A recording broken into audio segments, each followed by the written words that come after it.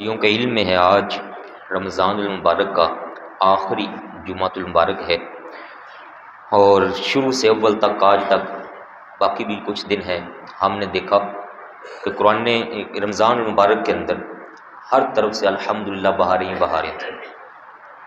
تلاوت قرآن مجید کا شوق، نمازوں کی پابندی کا شوق، خیرات، صدقات، عطیات، ڈونیشن وغیرہ، اللہ پاک کے فضل و کرم سے ہر لحاظ سے یہ مسلمانوں کے اندر خوب رائج رہا۔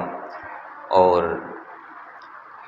ایک حدیث پاک جو میں نے پہلے جمعۃ المبارک میں سنائی تھی کہ جو شخص اس رمضان المبارک کا ادب و احترام کر لے گا، اللہ تعالیٰ اس کو اس کے بدلے میں جنت عطا فرما دے گا۔ روزے رکھے گئے، راتوں کو قیام کیا گیا، تراویح کا اہتمام ہوا، قرآن مجید خوبصورت طریقے سے سنایا گیا۔ ابھی اپنے اختتام کی طرف یہ ماہ مبارک جا رہا ہے، اور ایک عجیب سی کیفیت ہر بندے کے دل میں سمجھ سکتا ہوں کہ یقیناً ہوگی، کیونکہ مومن کا دل ایسا ہی ہوتا ہے کہ رمضان آیا تو خوشی، اب رمضان مبارک اختتام کی طرف ہے تو عجیب سی ایک گھبراہٹ سی ہو رہی ہے کہ یار پھر چلا جائے گا رحمتوں کے مہینے، پھر وہ بہاریں کہاں سے نصیب ہوں گی معلوم نہیں۔ تو یہ کیفیت دل میں بننا یہ ضروری ہے۔ یہ ہمارے آقا پاک صلی اللہ علیہ وآلہ وسلم نے مومن کے لیے ایک ایمان کی نشانی کے طور پر رکھا ہے، تو اللہ پاک کی نعمتوں سے خوش ہوتا ہے، اور جب وہ وقت جا رہا ہو تو اس کو گھبراہٹ طاری ہوتی ہے۔ اس مناسبت سے چند چیزیں میں آپ بھائیوں کے سامنے عرض کرنا چاہ رہا ہوں۔ یہ کام جو ہم نے اس مہینے میں کیے، اب نیت یہ کرنی ہے میرے پیارے بھائیوں، میرے پیارے بزرگوں، کہ جب رمضان مبارک ختم ہو جائے تو پھر ان کاموں سے ہم پیچھے نہ ہٹیں۔ ایک پریکٹیکل انداز میں ہم نے یہ الحمدللہ عمل کیا، راتوں کو اٹھے بھی، تہجد بھی ادا ہوئی، نوافل کی کثرت بھی کی گئی، فرائض کے اوپر پابندی بھی ہوئی، مساجد اللہ پاک کے فضل و کرم سے بھری ہوئی ہوتی تھی، ایسے لگتا تھا جیسے باقی دنوں میں جمعہ کی نماز ہو رہی ہوتی، پانچوں نمازوں میں مسجدیں بھری ہوئی۔ یہ کیفیت ہم نے بدلنے نہیں دینی۔ ہر بندہ اپنے آپ سے پختگی کے ساتھ، استقامت کے ساتھ یہ عہد کر لے، اللہ پاک سے توفیق مانگے، فضل مانگے کہ اللہ تعالی ہمیں ہمت دے تو ہم اس روٹین کے ساتھ چلتے رہیں گے۔ پھر اس طرح سے جو استقامت آتی ہے نا، اس استقامت پر جو اللہ پاک کی طرف سے رحمتوں کے دروازے کھلتے ہیں، بندہ چلتا پھرتا اللہ پاک کے اولیاء میں شامل کر لیا جاتا ہے۔ قرآن مجید کی تلاوت کے حوالے سے چند باتیں میں آپ بھائیوں سے عرض کرتا ہوں۔ آپ صلی اللہ علیہ وآلہ وسلم کا بڑا پیارا فرمان عالی شان ہے۔ فرمایا کہ جس طرح ساری مخلوق پر، کائنات کی ہر شے پر اللہ تبارک و تعالی کو فضیلت اور مقام حاصل ہے، کوئی کائنات کی شے، کوئی انسان، بڑی سے بڑی شانوں والے بھی اللہ پاک کی عظمت کے برابر نہیں ہو سکتے۔ اسی طرح ہمارے آقا پاک صلی اللہ علیہ وآلہ وسلم نے فرمایا کہ جیسے اللہ پاک کی ذات کو فضیلت حاصل ہے، ایسے ہی اس کے کلام کتاب اللہ قرآن مجید کو سارے کلاموں پر فضیلت حاصل ہے۔ تو جو شخص چاہتا ہے کہ میں افضل سے افضل کلام کی طرف مائل ہو جاؤں، اس کو چاہیے کہ وہ اللہ پاک کے پاک کلام کو کثرت سے تلاوت کرتا رہا کرے، سیکھیں بھی، سمجھیں بھی، اس پر عمل بھی کریں، اور تلاوت کی کثرت کریں۔ جیسے کہ رمضان مبارک میں ہم نے دیکھا کہ بڑے بھائی قرآن پاک کی تلاوت پر لگے ہوئے ہیں، تو رمضان کے بعد بھی یہ تلاوت کا جو شوق ذوق ہے یہ برقرار رہنا چاہیے تاکہ ہماری استقامت ثابت ہو۔ پھر ایک فرمان عالی شان میں آپ صلی اللہ علیہ وآلہ وسلم کا ارشاد عظیم ہے، وہ شخص، ایک ہوتا ہے حافظ قرآن، ایک وہ ہے جو حافظ قرآن نہیں ہے۔ یہ میں پبلک کے لیے بات کر رہا ہوں، وہ جو حافظ کرام نہیں ہے، ان کے لیے آپ صلی اللہ علیہ وآلہ وسلم نے ارشاد عظیم فرمایا کہ جس نے قرآن مجید کو پڑھنا اپنا معمول بنا لیا، اس میں جو ہے اس کو سمجھ کر عمل کرنا اپنا معمول بنا لیا، پہلے نمبر پر تلاوت کا ذکر کیا، فرمایا ایسے شخص کو حشر والے دن جب یہ حشر کے میدان میں کھڑا ہوگا تو خود قرآن پاک اللہ پاک کی بارگاہ میں جا کر اس بندے کے متعلق عرض کرے گا کہ مولا، یہ وہ بندہ ہے جو مجھے پڑھا کرتا تھا اور میں تیرا کلام ہوں، میں تجھ سے عرض کرتا ہوں کہ اس بندے کو سارے حشر والوں سے نکال کر اپنے عرش عظیم کا سایہ عطا فرما دے۔ فرمایا کہ قرآن پاک اس عام بندے کے متعلق جو حافظ نہیں ہے، جو قاری نہیں ہے، لیکن وہ قرآن پاک پڑھتا ہے، چھوڑتا نہیں ہے، اس کے متعلق بحث کر کے، عرض کر کے اس کو اپنے اللہ پاک کے عرش کے سائے کے نیچے لے کر جائے گا۔ تو اس سے ہمارے لیے ایک فضیلت نکلتی ہے کہ وہ عام احباب ہمارے جن کو شوق ہے، ذوق ہے کہ یار کاش ہم بھی حافظ ہوتے، کاش ہم بھی قاری ہوتے، ہونا بھی چاہیے، شوق ذوق ہونا بھی چاہیے۔ تو ایسوں کے متعلق فرمایا اگر نہیں بھی حافظ اور قاری بن سکے ہو تو تلاوت عظیم سے پیچھے مت ہٹو، تلاوت قرآن پاک کے ساتھ جڑ جاؤ، اس کے مطلب کو سمجھو، عمل کرو۔ حشر والے دن 50,000 سال کا وہ دن ہوگا، سورج سوا نیزے پر ہوگا اور کتنی شدت کی گرمی ہوگی، پیاس ہوگی، پسینہ ہوگا ہر طرف، نیچے زمین تانبے کی بنی ہوئی ہوگی۔ فرمایا ایسی تپش کے عالم میں اللہ پاک تلاوت قرآن مجید کرنے والے کو اپنے عرش کا سایہ عطا فرمائے گا۔ پھر ایک فرمانے علی شان میں ایسا ہی شخص جو حافظ نہیں ہے، حافظ نہیں ہے، جو قاری نہیں ہے لیکن پڑھتا ہے قرآن پاک، اس کے متعلق فرمایا کہ ایک طرف یہ ہے جو قرآن مجید پڑھتا ہے، سمجھتا ہے، پڑھے جا رہا ہے، سمجھے جا رہا ہے، پڑھے جا رہا ہے، سمجھے جا رہا ہے، اور دوسری طرف ایسا شخص ہے جو تلاوت پر توجہ نہیں دیتا لیکن دعائیں مانگ رہا ہے، یا اللہ میرا فلاں کام کر دے، میرا فلاں کام کر دے، فلاں کام کر دے، فلاں کام کر دے۔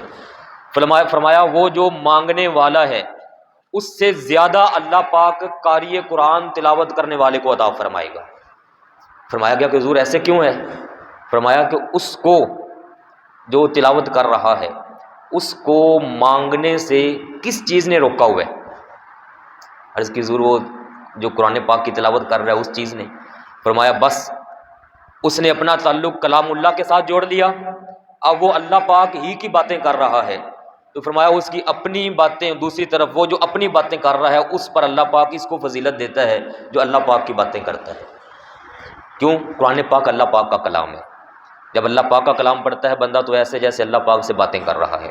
ایک امام کا یہ قول بھی ہے کہ جب مجھے چاہت ہوتی ہے کہ میں اللہ پاک کی بارگاہ میں اللہ پاک سے گفتگو کروں تو پھر میں تلاوت قرآن مجید شروع کر دیتا ہوں، کبھی وہ مجھ سے ارشادات فرماتا ہے، کبھی میں بیچ میں جہاں وہ آیات آتی ہیں جو گناہ گاروں کے لیے آئیں کبھی میں وہ پڑھ کر اپنی پیشی اللہ پاک کی بارگاہ میں کر دیتا ہوں، کبھی اللہ پاک اپنے حکم فرما کر مجھے مخاطب فرما لیتے ہیں۔ حضرت امام حسن بصری فرماتے ہیں کہ کتنے مقامات پر آتا ہے یا ایھا الذین آمنو، یا ایھا الذین آمنو، یا ایھا الذین آمنو، ایک کم 90 مرتبہ صرف اتنا ہی فرمان ہے یا ایھا الذین آمنو۔ فرمایا جب بھی آئے نا یا ایھا الذین آمنو تو یہ یقین کر لو کہ اللہ پاک نے تمہیں مخاطب فرمایا ہے، مجھے مخاطب فرمایا۔ اے ایمان والو، اے ایمان والو، اے ایمان والو، جو سمجھتا ہے کہ مجھے اللہ پاک نے ایمان کی دولت سے نوازا ہوا ہے وہ سمجھے کہ اللہ پاک اس فرمان میں مجھے اپنی طرف بلا رہا ہے۔ اے ایمان والو ذرا توجہ کرو، اے ایمان والو ادھر آؤ، اے ایمان والو یہ سوچو، اے ایمان والو یہ کرو۔ فرمایا کہ جب میرا زیادہ شوق بڑھتا ہے نا کہ میں اللہ پاک کے کلام کی چاشنی سے دل کو منور کروں تو میں ایسی آیات کو تلاش کرتا ہوں جن میں یا ایھا الذین آمنو موجود ہوتا ہے۔ میں سمجھتا ہوں کہ اللہ پاک ڈائریکٹ مجھے مخاطب فرما کے میرے ساتھ کلام میں پاک کے ساتھ مجھے میرے دل کو منور فرما رہا ہے۔ یہ کیفیت مومن کے دل میں ہونی چاہیے۔ یہ 2 فرمان میں نے آپ بھائیوں کو سنائے ہیں جو حافظ قرآن کے متعلق نہیں، مطلقاً ہر قاری کے متعلق ہیں، جو بھی قاری ہے تلاوت قرآن پاک پڑھتا ہے۔ یہاں قاری سے مراد جو تلاوت قرآن پاک کرنے والا ہے، پڑھنے والا۔ پہلے فرمان میں فرمایا کہ عرش عظیم کا سایہ نصیب ہوگا، اور دوسرے فرمان میں فرمایا کہ دنیا کے اندر اس کی وہ حاجات ساری پوری ہو جائیں گی جو تلاوت کی وجہ سے یہ مانگ نہیں سکا ہے، اور دوسری جانب وہ مانگنے والا جو ہے وہ مانگتا رہے گا، اس کو بھی عطا ہوگا لیکن اس سے زیادہ اس کو نصیب ہوگا جو اللہ پاک کا پاک کلام تلاوت کرتا ہے۔ پھر ایک فرمان علی شان میں آپ صلی اللہ علیہ وآلہ وسلم نے فرمایا کہ ایسا شخص جس کو قرآن مجید بالکل نہیں آتا اس کو چاہیے کہ وہ پڑھنا شروع کرے۔ اگر وہ پڑھنے پر بھی توجہ نہیں دیتا، سیکھنے پر بھی توجہ نہیں دیتا تو فرمایا کہ اس کی مثال ایسے ہے جیسے کہ ایک اجڑا ہوا ویران گھر ہوتا ہے جس کے اندر جانے سے بھی بندے کو خوف طاری ہوتا ہے، مدتیں گزر گئی ہوں، وہاں کوئی رہنے والا نہ آیا ہو، وہاں مکڑیوں کے جالوں سے نیچے ہر طرف سے کوڑا اور عجیب سی دہشت پھیلی ہوتی ہے اس گھر میں۔ فرمایا اس ویران گھر کی طرح اس بندے کی مثال ہے جس کے دل میں اللہ پاک کا قرآن موجود نہیں ہے، جس کو بالکل ہی نہیں نہ آتا ہو، پڑھنا نہ آتا ہو، اس کو چاہیے کہ وہ آج ہی سے شروع کر لے۔ کوئی قید نہیں ہے کہ عمر بڑی ہے، چھوٹی ہے، جوان ہے، کیا ہے۔ قرآن عظیم نے واضح طور پر سورہ القمر کے اندر یہ فرمایا ہے 27ویں پارے میں، فرمایا کہ ہم نے قرآن مجید سیکھنے والوں کے لیے ہر عمر میں ہی بالکل آسان کر کے رکھا ہوا ہے۔ فَهَلْ مِن مُدَّكِرٍ، ہے کوئی ایسا جو اس سے نصیحت حاصل کرے؟ وَلَقَدْ يَسَّرْنَا الْقُرْآنَ لِلذِّكْرِ فَهَلْ مِن مُدَّكِرٍ، ہے کوئی جو آ کر ہمارے پاک کلام کے ساتھ جڑ جائے۔ آج کل لوگ بڑے ایسے آ گئے ہیں جو اپنے مفاد کی خاطر اپنے اپنے مطلب کی آیتیں چن چن کر لوگوں کو غلط مفاہیم سنا رہے ہیں۔ تو بندہ جب خود قرآن عظیم سے جڑا ہوا ہوگا، سمجھے گا پاک قرآن کو، اس کے اندر کیا لکھا ہوا ہے، پڑھتا ہوگا، سمجھتا ہوگا، اللہ پاک کے فضل و کرم سے اس کی صحیح رہنمائی جب ہوئی چوکی ہوگی تو انشاءاللہ غلط ہاتھوں میں جانے سے بھی بچ جائے گا اور اللہ پاک کی بارگاہ میں مقام بھی حاصل کر جائے گا۔ یہ چند باتیں میں نے آپ بھائیوں کو سنائی ہیں عام پبلک کے حساب سے، جن کو چاہیے کہ قرآن مجید کی طرف اپنے آپ کو لگائیں۔ اور حافظ قرآن کے متعلق ایک فرمان عالی شان، بلکہ اس سے پہلے ایک اور فرمان سن لیجئے، جو دیکھ کر پڑھتے ہیں زبانی نہیں پڑھ سکتے ان کے لیے۔ فرمایا کہ ایک شخص ایسا ہے جو قرآن مجید کو دیکھے بغیر روانگی کے ساتھ پڑھتا رہتا ہے۔ فرمایا اس بندے کو اللہ پاک نے 1000 درجے منتخب کیے ہوئے ہیں، 1000 درجے، جو بغیر دیکھے ہے روانگی کے ساتھ پڑھتے جا رہا ہے، حافظ قرآن، قاری قرآن ہے۔ فرمایا اس کو میں 1000 درجے عطا فرماؤں گا۔ اور دوسری جانب عوام سے تعلق رکھنے والا ایسا بندہ جو قرآن مجید کو زبانی نہیں پڑھ سکتا، اس کو دیکھنا پڑتا ہے، فرمایا وہ دیکھتا ہے قرآن پاک کو، تو اس کے لیے فرمایا میں نے 2000 درجے رکھے ہوئے ہیں۔ کتنے درجے؟ اس کا مطلب یہ نہیں سمجھ لینا کہ آج تو حافظ تھلے تسی ہوتے، حافظ جناب پیچھے آ جاؤ ایسی حافظ والا ہو گئے، یہ مطلب نہیں ہے۔ میں حافظ کے متعلق بھی آپ کو سناتا ہوں، یہ شوق کے لیے فرمایا گیا ہے۔ کیوں کہ اس کو ڈبل ثواب ملتا ہے۔ کیسے؟ ایک وہ بندہ ہے جو قرآن پاک پر دیکھ بھی رہا ہے، نظریں بھی جمائے ہوئے ہے، تو اس کو دیکھنے کا بھی ثواب مل رہا ہے، اور ادھر سے پڑھ رہا ہے تو پڑھنے کا ثواب بھی مل رہا ہے۔ اور یہ جو دیکھ کے پڑھ رہا ہے اور پڑھ بھی رہا ہے، دیکھ بھی رہا ہے، تو حافظ قرآن یہ والا عمل مدتوں سے کر چکا ہوا ہے، وہ بار بار کرتا رہتا ہے۔ اس نے بچپن سے ایک ایک حرف زبر زیر کو ہزاروں بار دیکھا ہوتا ہے، اور وہ بار بار یاد کر کر کے اپنے دل میں، دماغ میں، سینے میں محفوظ کر چکا ہوتا ہے۔ اور وہ افراد جو اس مقام پر نہیں آتے ہوئے لیکن چلتے جا رہے ہوتے ہیں، پڑھتے جا رہے ہوتے ہیں، ان کو بھی اللہ پاک نے فرمایا کہ تم اگر ایک بار بھی ایسا کرو گے تمہیں 2000 درجے عطا فرماؤں گا۔ اب سنیے ذرا حافظ قرآن کے متعلق ایک فرمان عالی شان۔ فرمایا کہ جب حشر کا دن ہوگا نا تو حافظ قرآن سے اللہ پاک فرمائے گا کہ اے بندے، اے حافظ، تو دنیا والوں کے سامنے قرآن مجید پڑھا کرتا تھا، آج میرے سامنے قرآن پاک کی تلاوت کر، آج تو پڑھ، میں تیری تلاوت کو سنتا ہوں۔ فرمایا کہ وہ حافظ جو ہی تلاوت شروع کرے گا، اعوذ باللہ من الشیطان الرجیم، فرمایا اللہ پاک اس کو نورانیت کے پر لگائے گا، وہ پھر اڑنا شروع ہو جائے گا جیسے پرندے اڑتے ہیں، مقام طے کرے گا، آیات پڑھتا جائے گا، پڑھتا جائے گا، چڑھتا جائے گا، چڑھتا جائے گا، چڑھتا جائے گا۔ فرمائے گا اللہ پاک ترتیل سے پڑھنا ہے، ورتل القرآن، ترتیل سے پڑھ، سونا کر کے پڑھ قرآن پاک کو، وہ خوبصورت پڑھتا جائے گا۔ جب وہ چڑھنا شروع ہو جائے گا اللہ پاک فرمائے گا تو پڑھتا جا، چڑھتا جا، جہاں تو آخری آیت تلاوت کرے گا شروع سے آخر تک سارا جنت کا حصہ تیرے نام لگا دوں گا۔ وہ پھر اور سکون سے پڑھے گا، جتنی دیر ہو جائے گی، جتنا زیادہ وقت گزرے گا، اتنا زیادہ سفر، اتنا زیادہ جنت کا حصہ۔ فرمایا آج سارا یہ پلاٹ تیرے نام ہے۔ دنیا میں کہتے ہیں حافظ قرآن کوڑ کے لیے جگہ ہے، حافظ قرآن کوڑ کی جگہ ہے بھائی، کہتے ہیں حافظ بنا کے بچے نے بھکا مارنا ہے۔ صحیح گل نہیں، آپ مسکرا رہے ہیں، میں نے کئی بندے سنے ایسے، کہتے ہیں حافظ قرآن بنا کے، مولوی بنا کے بندے نے بھکا مارنا ہے۔ اور جب وہ حافظ قرآن پھر کھاتے ہیں اللہ پاک کے فضل و کرم سے، کوئی ادھر سے دعوت دیتا ہے، کوئی ادھر سے دعوت دیتا ہے، کہیں اپنے پاس سے وہ کھانا کہتے ہیں مولوی کھاندے بڑا ہے، کہتے بڑا کھاندے نے مولوی۔ بچپن میں کہتے تھے کہ مولوی بنا کے بھکا مارنا ہے، آج جب اس کو نعمتیں مل رہی ہیں قرآن کے صدقے سے، ساری دنیا اس کی طرف جھکی ہوئی ہوتی ہے، کہتے ہیں مولوی بڑا کھاندا ہے یار، مولوی بڑا کھاتا ہے۔ اللہ پاک اس کو اپنے پاک کلام کے فضل سے، پاک کلام کی برکت سے نواز رہا ہوتا ہے۔ عام لوگوں کے دلوں میں محبت آتی ہے کہ یار ہم حافظ قرآن سے محبت، حقیقت میں ہماری قرآن پاک سے محبت ہوتی ہے۔ حافظ قرآن ایک انسان ہے، اس سے محبت، حقیقت میں ہماری قرآن پاک سے محبت ہوتی ہے۔ تو وہاں جنت میں اس کو وہ مقام ملے گا، دنیا میں چاہے نہ بھی اس کا اپنا مکان ہو۔ مساجد کی انتظامیہ، یہاں تو الحمدللہ ایسا مسئلہ نہیں ہے، کئی جگہ مساجد کی انتظامیہ والے بڑے حفاظ کرام کو تنگ کرتے ہیں، بڑے تنگ کرتے ہیں، اچھے لوگوں کو نکال کر چھوٹا سا کمرہ دے دیتے ہیں، اس کو کہتے ہیں تو نے بس یہیں بند رہنا ہے، ایک ایک لمحے کے لیے جناب اس پر روب ڈال کے رکھتے ہیں۔ وہ کہتا ہے کوئی گل نہیں یار، کوئی گل نہیں، کوئی گل نہیں، صبر سے گزار جاتا ہے وقت۔ حشر والے دن دیکھیں اللہ پاک اس کو کتنا مقام عطا فرما رہا ہے۔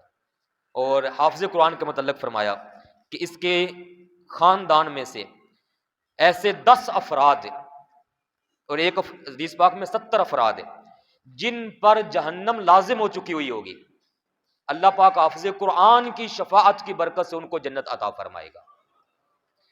اور حافظ قرآن کے جو والدین کے متعلق فرمایا کہ حافظ قرآن کے والدین کو، وہ خود حافظ نہیں ہے، والدین حافظ نہیں ہیں، والدہ بھی حافظ نہیں، والد بھی حافظ نہیں، بچے کو حافظ بنایا، اور صرف حافظ نہیں، پورا قاری بنایا، پھر اس کو آگے دین کا علم سکھایا، اس نے دین پر عمل کیا، دنیا کے لیے رہنمائی کا ذریعہ بنا۔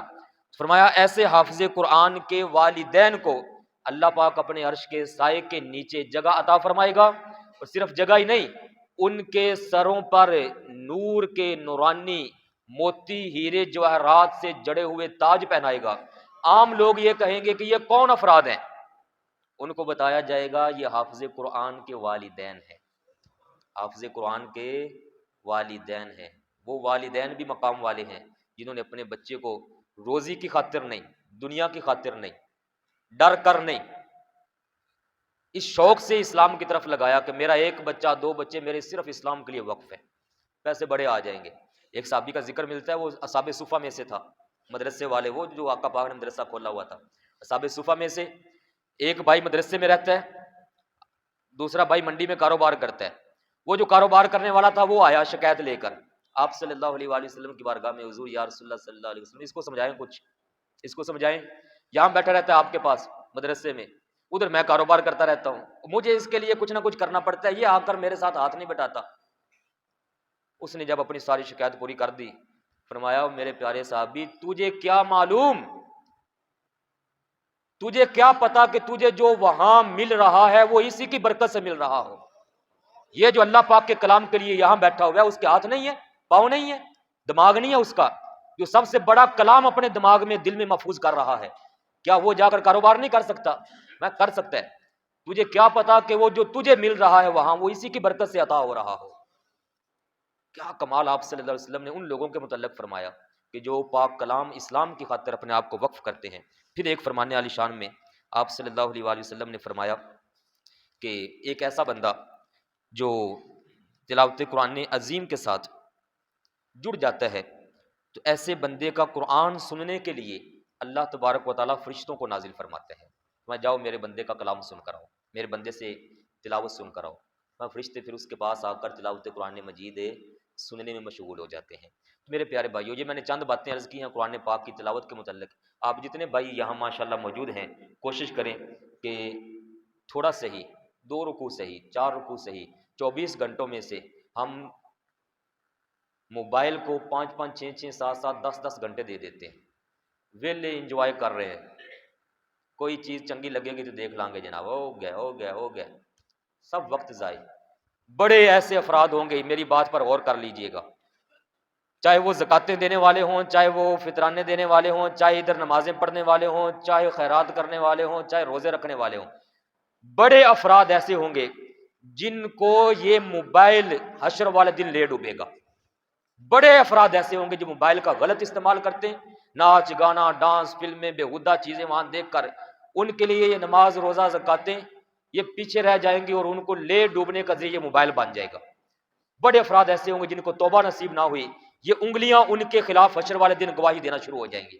یوم تشہد علیہم ارجلہم، پاؤں گواہی دیں گے، ایدیہم ہاتھ گواہی دیں گے، یہ جن سے ٹچ کرتے ہیں، نیچے اوپر کرتے ہیں، کیا سرچ کر رہے ہیں، کیا جا رہا ہے، یہ انگلیاں بول اٹھیں گی، زبان پر مہر لگا دی جائے گی اور انگلیاں بولیں گی کہ یہ بندہ ہمارے ہاتھوں سے یہ والا کام لیا کرتا تھا۔